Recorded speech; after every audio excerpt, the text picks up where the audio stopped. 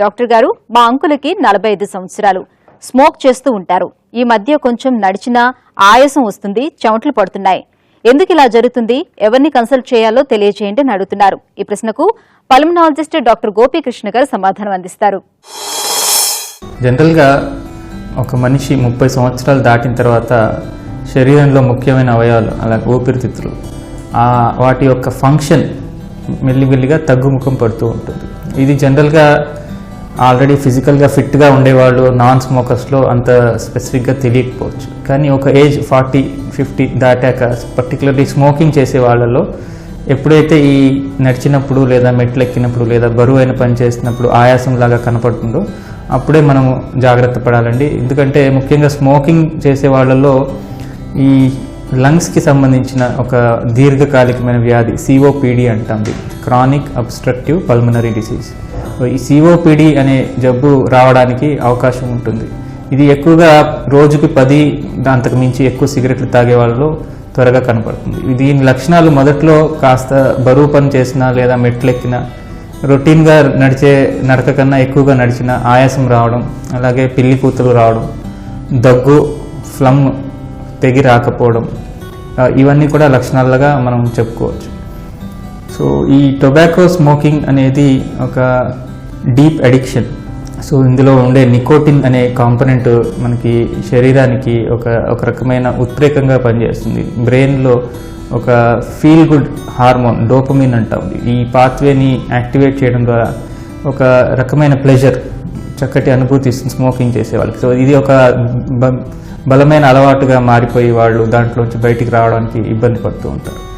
So ఇందాక చెప్పుకున్నట్టు ఎవరైతే స్మోక్ చేస్తూ 40 సంవత్సరాలు దాటిన వాళ్ళు ఉంటారో వాళ్ళకి ఈ lung function test, pulmonary function test, spirometry, ఈ మూడిట్లో ఈ టెస్ట్ ఒకటి చేయడం ద్వారా మనం ఈ COPD జబ్బు అలాగే ఎక్స్రే టెస్ట్ ద్వారా ఈ COPD జబ్బు నిర్ధారణ చేయడానికి అవకాశం ఉంది.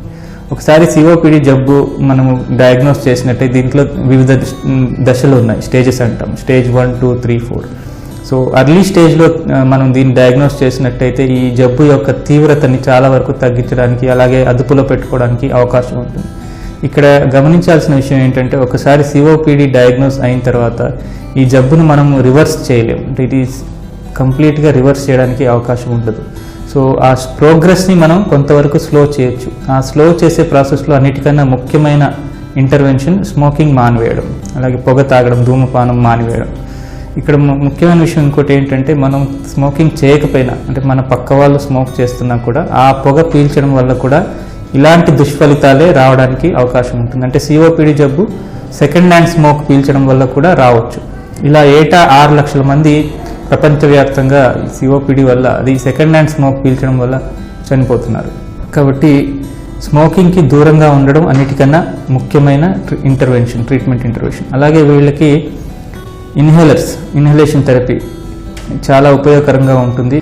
పోను అంటే స్టేజ్ పెరిగే కొద్దీ వీళ్ళకి ఇన్హలేషనల్ స్టెరాయిడ్స్ కూడా ఇవ్వడం జరుగుతుంది. అలాగే వీళ్ళకి ప్రతి ఏటా ఇన్ఫ్లుయెంజా ఇన్ఫెక్షన్ రాకుండా, వైరల్ ఇన్ఫెక్షన్ రాకుండా టీకా, అలాగే జీవితంలో ఒకసారి ఇచ్చే న్యూమోకోకల్ వ్యాక్సినేషన్, ఇవి రెండు కూడా చాలా వరకు వీళ్ళకి ఈ COPD అటాక్స్ రాకుండా కొంతవరకు కాపాడతాయి.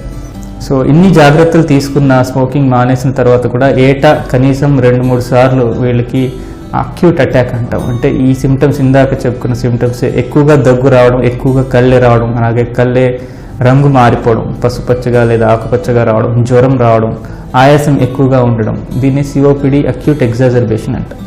ఇటువంటి పరిస్థితుల్లో వీలైనంత తొందరగా డాక్టర్ని కలిసి దీనికి సరైన చికిత్స తీసుకుంటే తగిన ఫలితం ఉంటుంది. అలా కాని పక్షంలో చాలామంది వీళ్ళకి రెస్పిరేటరీ ఫెయిల్యూర్ అనే కండిషన్ డెవలప్ అవడానికి అవకాశం ఉంటుంది. అటువంటి కండిషన్ డెవలప్ అయినప్పుడు వీళ్ళకి అసిస్టెడ్ వెంటిలేషన్, అంటే మెకానికల్ వెంటిలేటర్ పెట్టాల్సిన అవసరం, అలాగే నాన్ ఇన్వేసివ్ వెంటిలేషన్ అంటాం, CPAP ఆర్ BiPAP, ఇటువంటి అసిస్టెడ్ వెంటిలేషన్ మొడాలిటీస్ అవసరం రావచ్చు.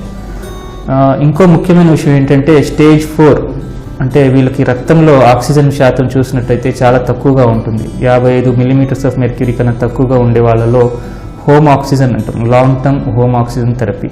సో రోజుకు 15 గంటల చొప్పున వీళ్ళకు జీవితాంతం ఆక్సిజన్ పెట్టుకోవడం అనేది చాలా అవసరం. అదొక్కటే వీళ్ళకి లైఫ్ స్పాన్ అనేది, సర్వైవల్ అనేది బెనిఫిట్ ఇస్తుంది, పెంచుతుంది.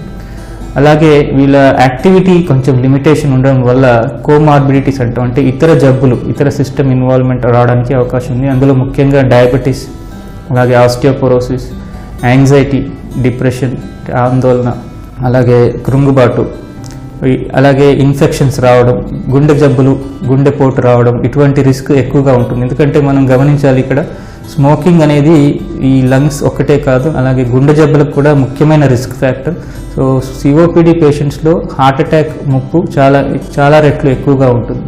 సో అన్నిటికన్నా ముఖ్యమైన విషయం ఏంటంటే వీళ్ళు స్మోకింగ్ వీలైనంత తొందరగా మానివేయడం. అలా స్మోకింగ్ మానివేయడానికి కూడా మన దగ్గర మంచి వైద్య చికిత్సలు ఇప్పుడు అందుబాటులో ఉన్నాయి అందరికీ. సో స్మోకింగ్ చేయకండి, అలాగే సెకండ్ హ్యాండ్ స్మోక్కి కూడా ఎక్స్పోజ్ అవ్వకండి. ఇంట్లో ఎవరైనా సిగరెట్ తాగే వాళ్ళు ఉంటే ఆ పొగ పీల్చడం వల్ల ఇతర కుటుంబ సభ్యులు కూడా దీని బారిన పడే ప్రమాదం ఉంది. అలాగే బయటికి వెళ్ళినప్పుడు కూడా వీలైనంత వరకు స్మోక్కి దూరంగా ఉండడం చాలా ఇంపార్టెంట్.